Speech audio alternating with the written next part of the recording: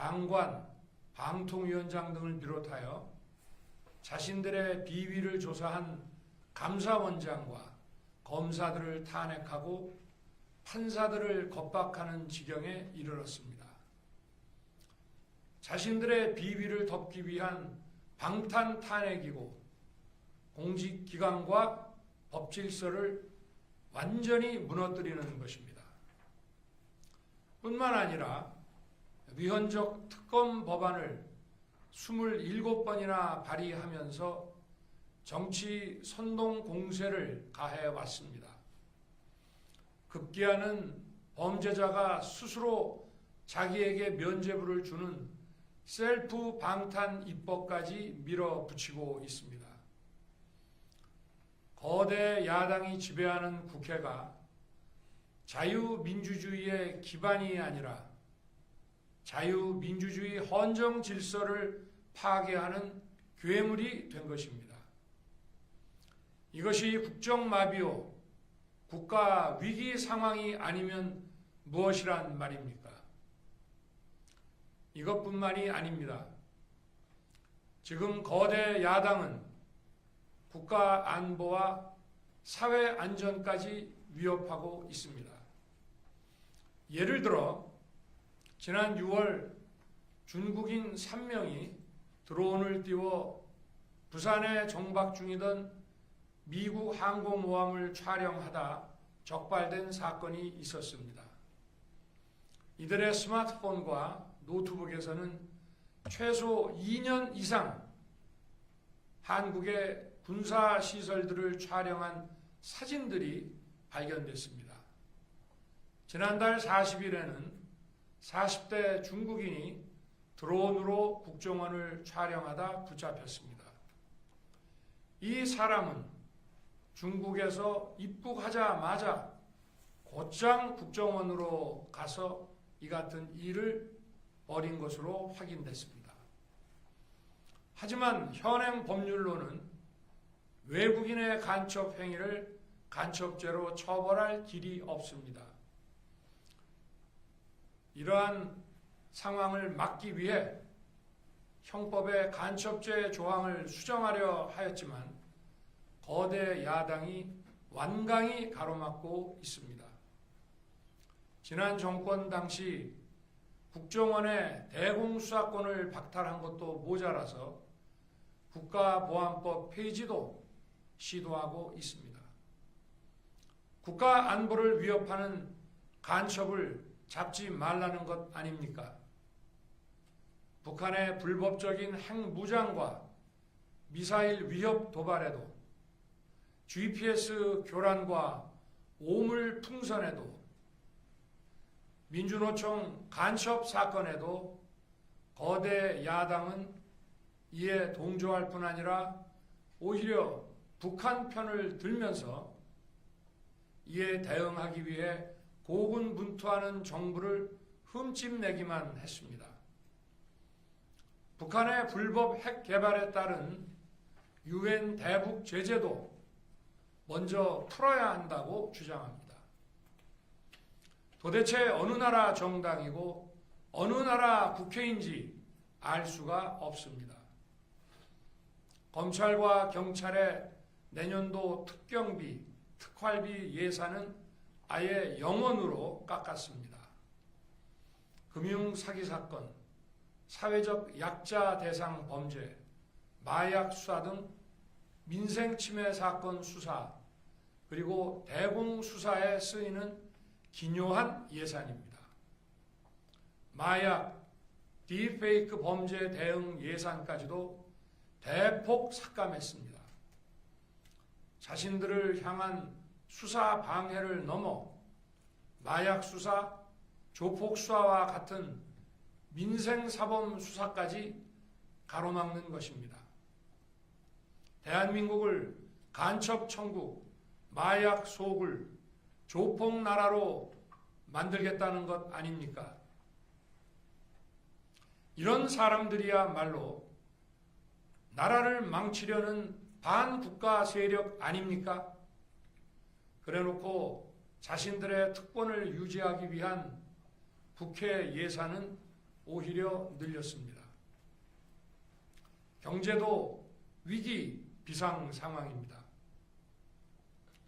거대 야당은 대한민국의 성장 동력까지 꺼뜨리려고 하고 있습니다. 민주당이 삭감한 내년 예산 내역을 보면 잘 알 수 있습니다. 원전 생태계 지원 예산을 삭감하고 체코 원전 수출 지원 예산은 무려 90%를 깎아버렸습니다. 차세대 원전 개발 관련 예산은 거의 전액을 삭감했습니다. 기초과학연구, 양자, 반도체, 바이오 등 미래 성장 동력 예산도 대폭 삭감했습니다. 동해가스전 시추 예산, 이른바 대왕고래 사업 예산도 사실상 전액 삭감했습니다.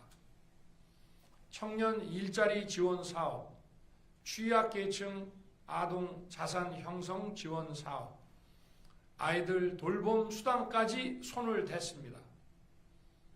산업 생태계 조성을 위한 혁신 성장 펀드, 강소기업 육성 예산도 삭감했습니다. 재해 대책 예비비는 무려 1조 원을 삭감하고 팬데믹 대비를 위한 백신 개발과 관련 R&D 예산도 깎았습니다. 이처럼 지금 대한민국은 거대 야당의 의회 독재와 폭거로 국정이 마비되고 사회 질서가 교란되어 행정과 사법의 정상적인 수행이 불가능한 상황입니다. 국민 여러분, 여기까지는 국민 여러분께서도 많이 아시고 계실 것입니다. 하지만 제가 비상계엄이라는 엄중한 결단을 내리기까지 그동안 직접 차마 밝히지 못했던 더 심각한 일들이 많이 있습니다. 작년 하반기 선거관리위원회를 비롯한 헌법기관들과 정부기관에 대해 북한의 해킹 공격이 있었습니다. 국가정보원이 이를 발견하고 정보 유출과 전산 시스템 안전성을 점검하고자 했습니다. 다른 모든 기관들은 자신들의 참관하에 국정원이 점검하는 것에 동의하여 시스템 점검이 진행되었습니다. 그러나 선거관리위원회는 헌법기관임을 내세우며 완강히 거부하였습니다. 그러다가 선관위에 대규모 채용 부정 사건이 터져 감사와 수사를 받게 되자 국정원의 점검을 받겠다고 한 발 물러섰습니다. 그렇지만 전체 시스템 장비의 아주 일부분만 점검에 응하였고 나머지는 불응했습니다. 시스템 장비 일부분만 점검했지만 상황은 심각했습니다. 국정원 직원이 해커로서 해킹을 시도하자 얼마든지 데이터 조작이 가능하였고 방화벽도 사실상 없는 것이나 마찬가지였습니다. 비밀번호도 아주 단순하여 1, 2, 3, 4, 5 같은 식이었습니다. 시스템 보안관리 회사도 아주 작은 규모의 전문성이 매우 부족한 회사였습니다. 저는 당시 대통령으로서 국정원의 보고를 받고 충격에 빠졌습니다. 민주주의의 핵심인 선거를 관리하는 전산 시스템이 이렇게 엉터리인데 어떻게 국민들이 선거 결과를 신뢰할 수 있겠습니까? 선관위도 국정원의 보안 점검 과정에 입회하여 지켜보았지만 자신들이 직접 데이터를 조작한 일이 없다는 변명만 되풀이할 뿐이었습니다. 선관위는 헌법기관이고 사법부 관계자들이 위원으로 있어 영장에 의한 압수수색이나 강제 수사가 사실상 불가능합니다. 스스로 협조하지 않으면 진상규명이 불가능합니다. 지난 24년 4월 총선을 앞두고도 문제 있는 부분에 대한 개선을 요구했지만 제대로 개선되었는지는 알 수 없습니다. 그래서 저는 이번에 국방장관에게 선관위 전산 시스템을 점검하도록 지시한 것입니다. 최근 거대 야당 민주당이 자신들의 비리를 수사하고 감사하는 서울중앙지검장과 검사들, 헌법기관인 감사원장을 탄핵하겠다고 하였을 때 저는 이제 더 이상은 그냥 지켜볼 수만 없다고 판단했습니다. 뭐라도 해야 되겠다고 생각했습니다.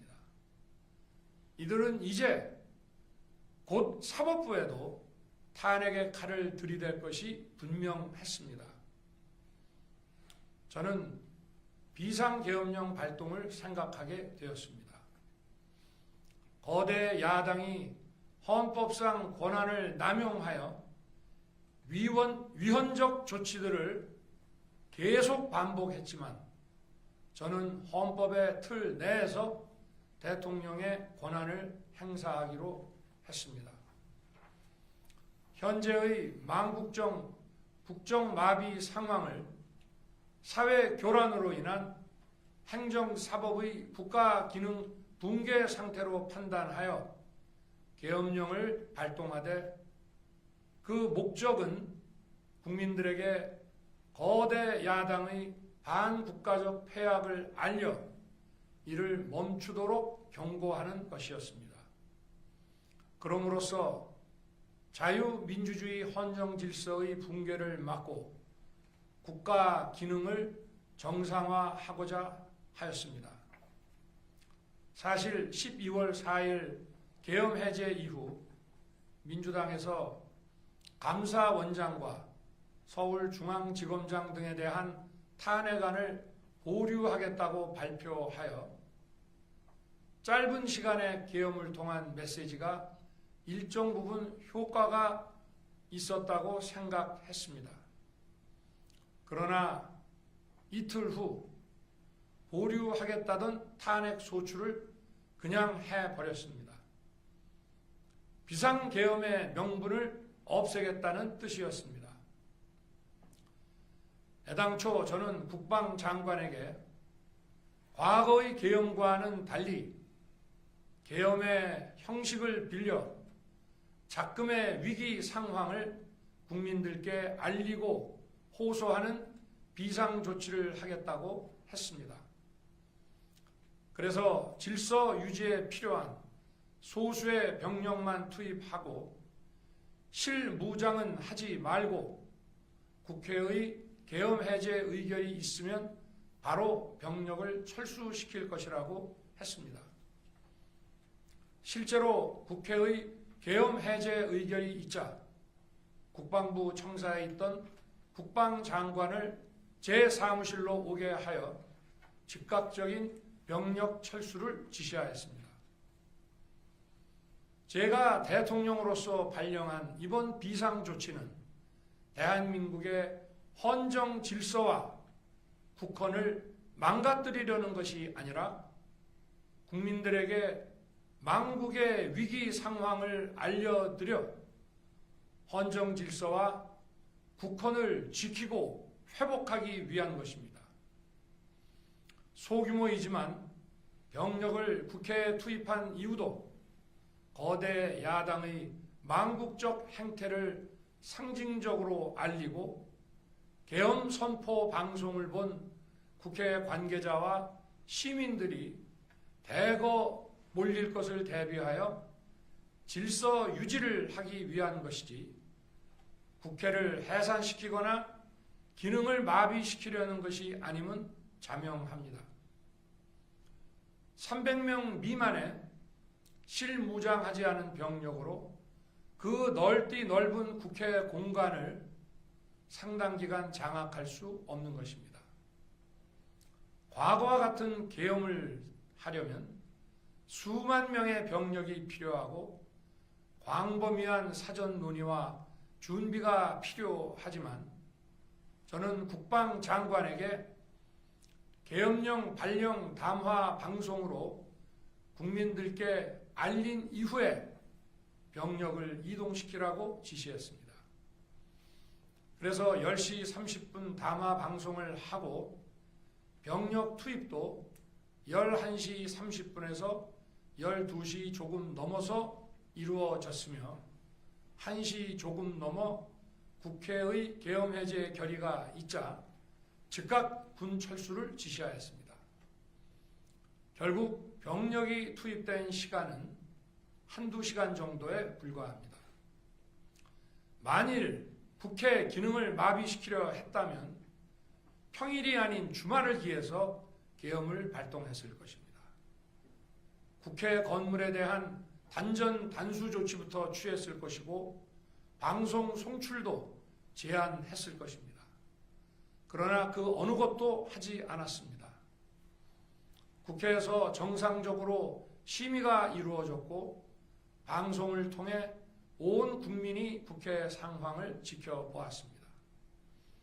자유민주 헌정 질서를 회복하고 수호하기 위해 국민들께 망국적 상황을 호소하는 불가피한 비상조치를 했지만 사상자가 발생하지 않도록 안전사고 방지에 만전을 기하도록 하였고 사병이 아닌 부사관 이상 정예 병력만 이동시키도록 한 것입니다.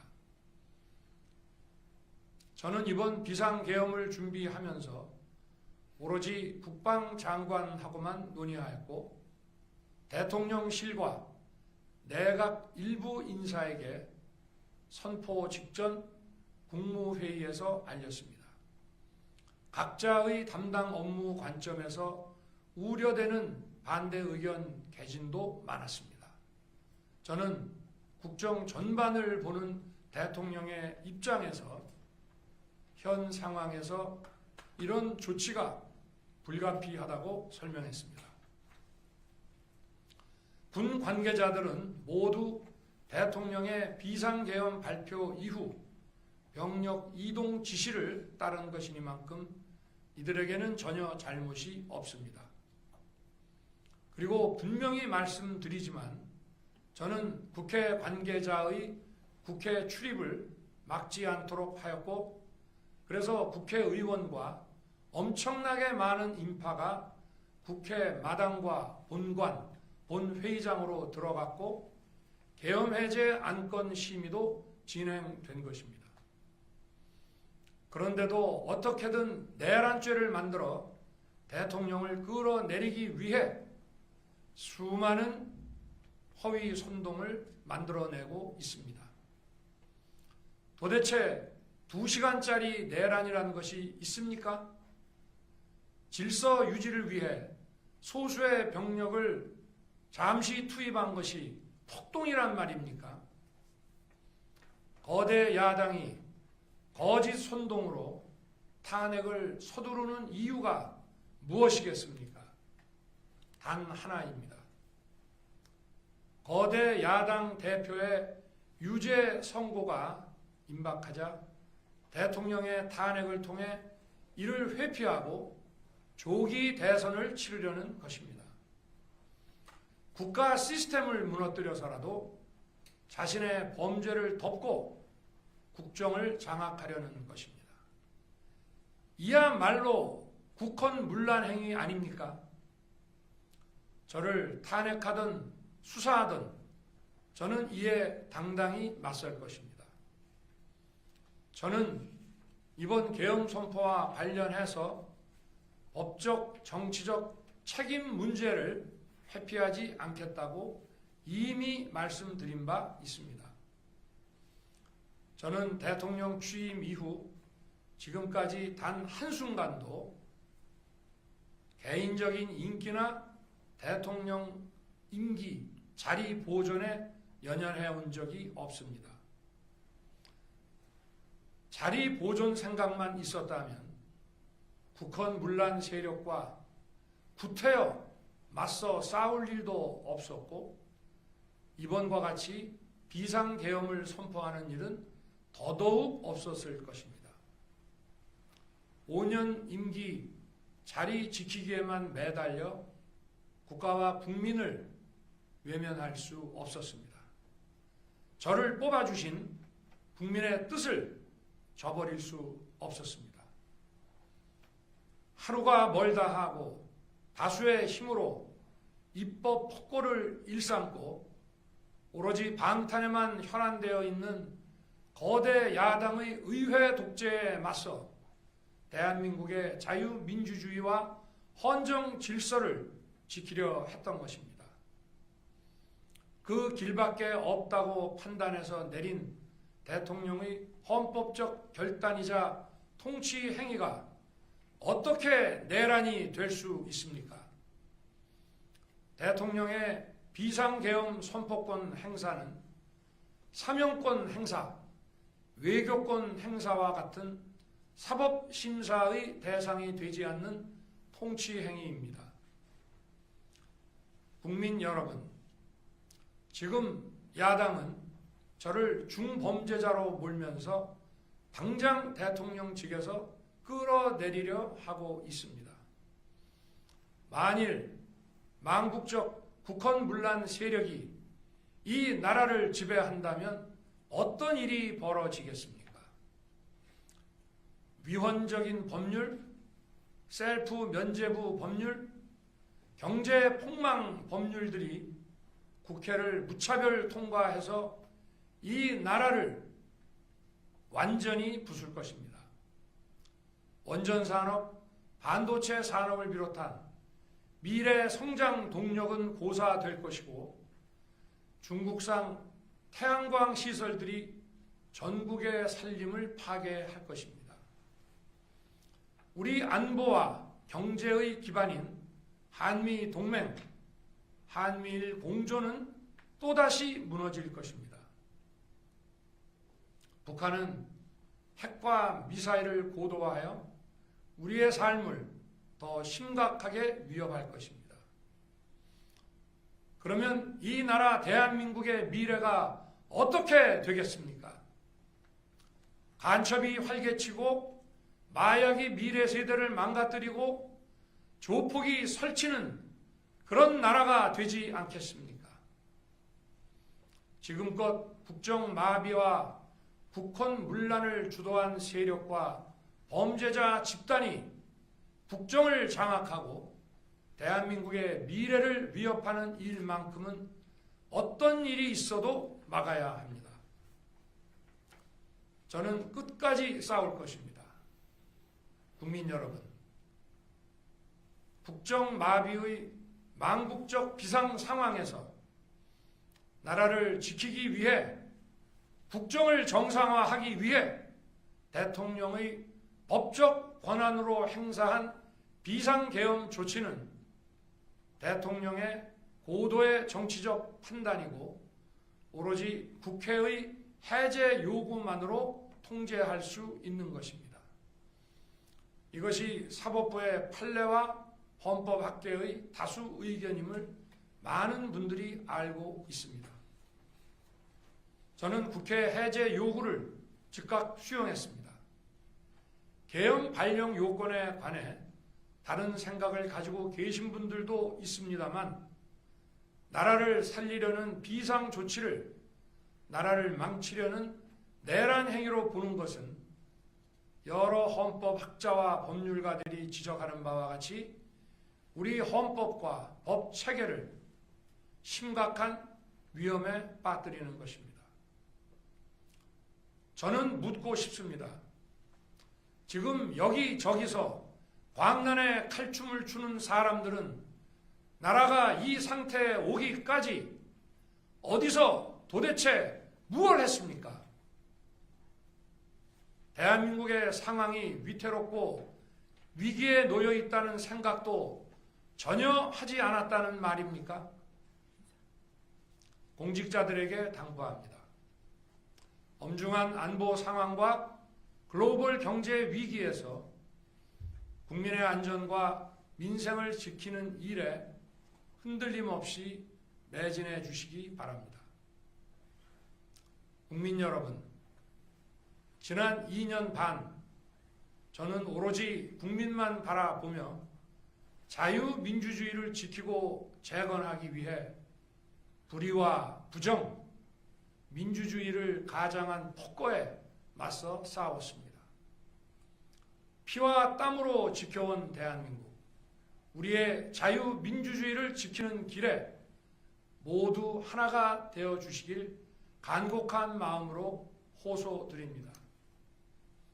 저는 마지막 순간까지 국민 여러분과 함께 싸우겠습니다.